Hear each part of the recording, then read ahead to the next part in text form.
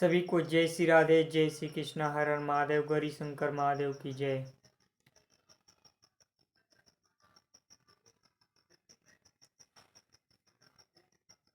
आज का सत्संग बहुत ही दिव्य है, बहुत ही ध्यान पूर्वक सुने।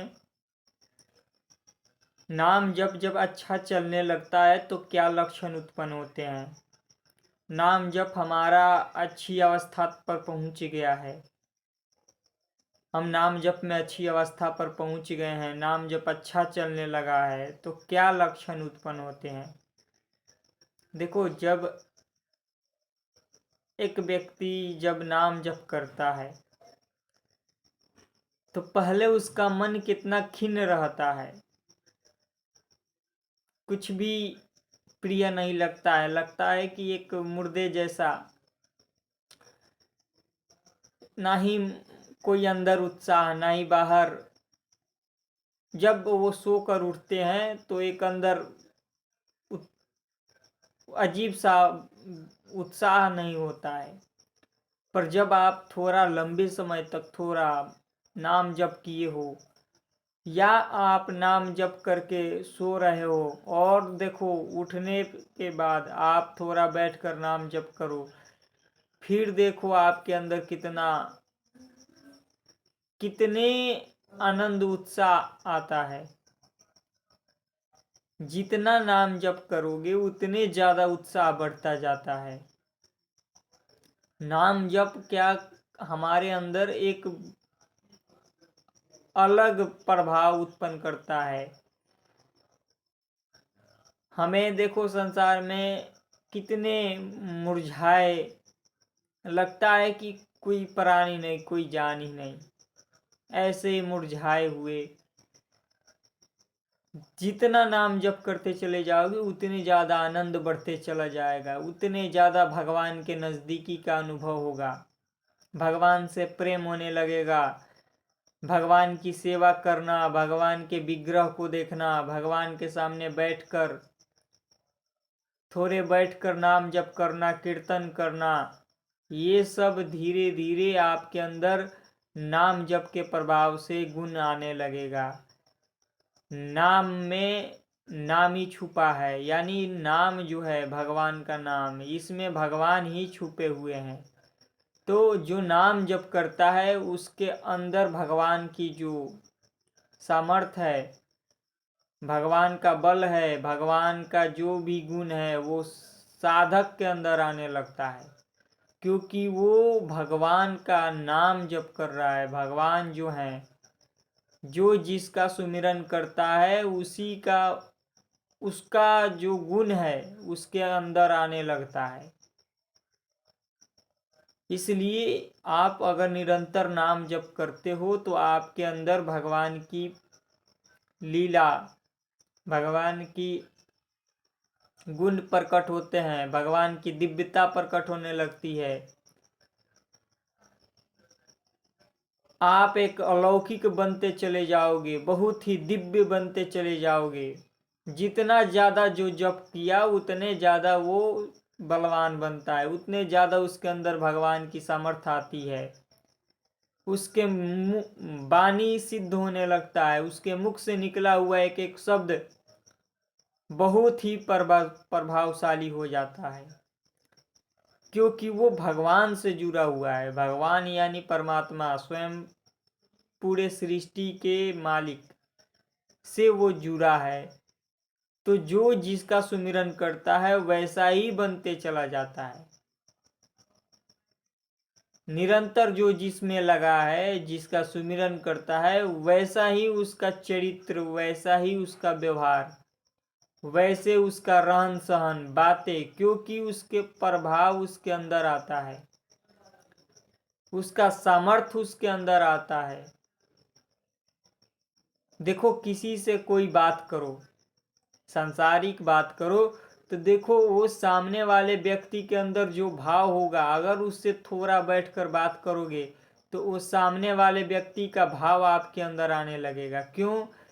क्योंकि ये जो प्राकृतिक है, इसका रहस्य जो जिसके ज़्यादा संपर्क में रहता है, उसका गुण उसके अंदर आने लगता है। कामी व्यक्ति के अंदर काम का गुण आने लगेगा। लोभी व्यक्ति के अंदर लोभ, अब जो धन के लोभी हैं संसारिक, तो उनके साथ जो रहेगा उसका वो गुण उसके अंदर आने लगेगा।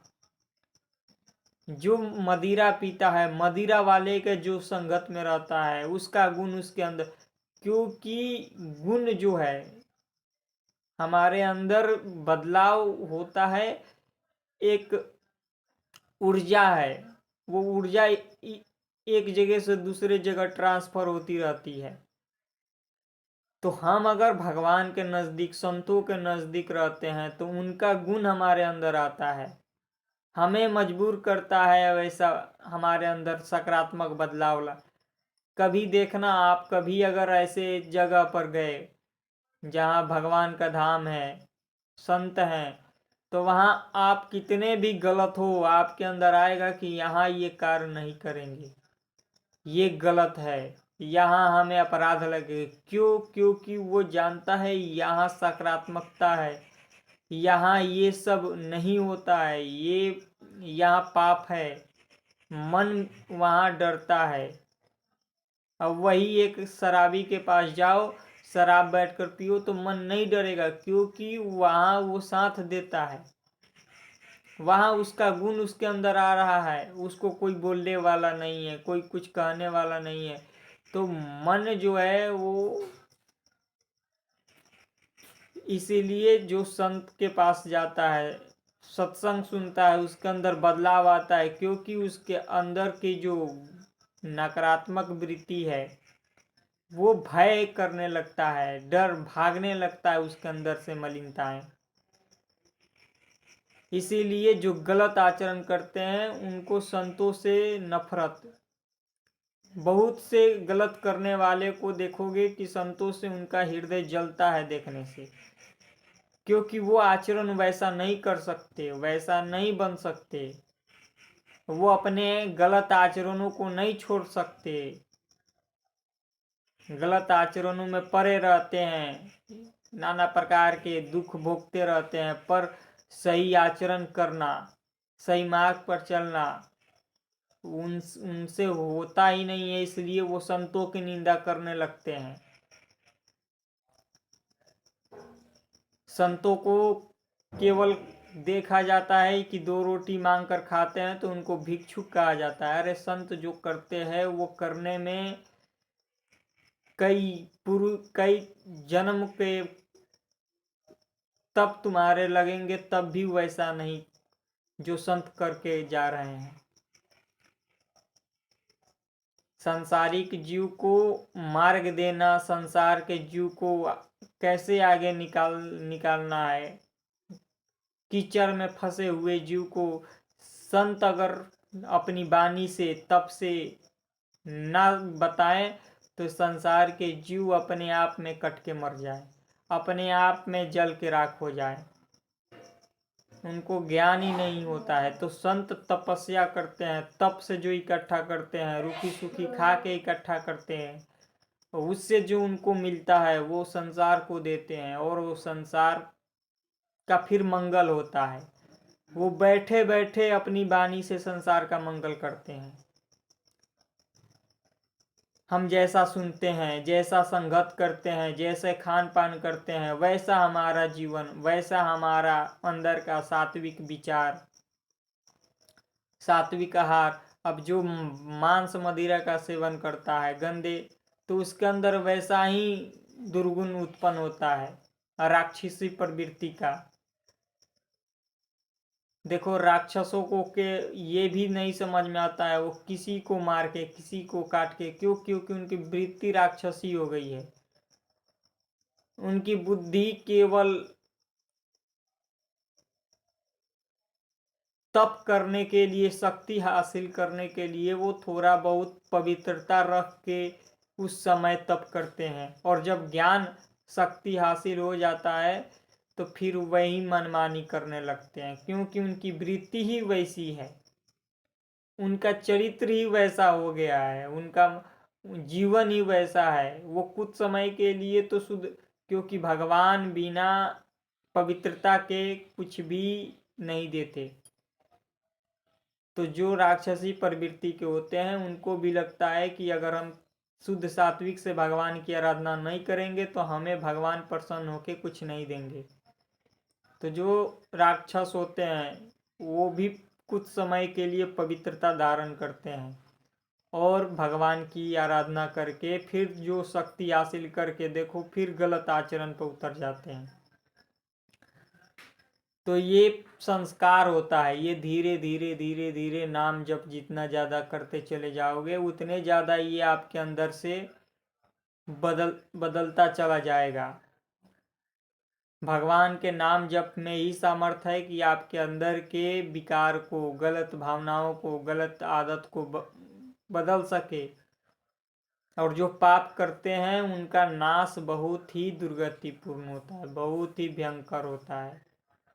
इसलिए पाप करने से डरो, जितना हो सके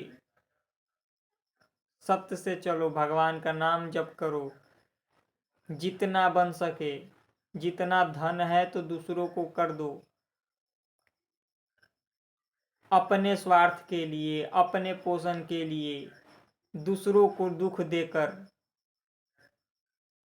मनुष्य शरीर मिला है दूसरों की सेवा करना के लिए, अपने स्वार्थ के लिए, अपने शरीर का पोषण करने के लिए तो कुत्ते सियार जीते हैं। इसलिए धन है, शरीर है तो किसी को सेवा कर दो, किसी का मदद कर दो, अपनी वाणी से किसी को लाभ पहुंचाओ, किसी का मार्गदर्शन कर दो, उसका भी मंगल हो, उसका भी जीवन सुखी हो, वो भी अच्छे रास्ते पर चले तो वो उसका भी भगवान सपोर्ट करें। इसीलिए भगवान अपने दास को, भक्तों को भेजते रहते हैं संसार के लिए। जय श्री राधे, जय श्री कृष्ण।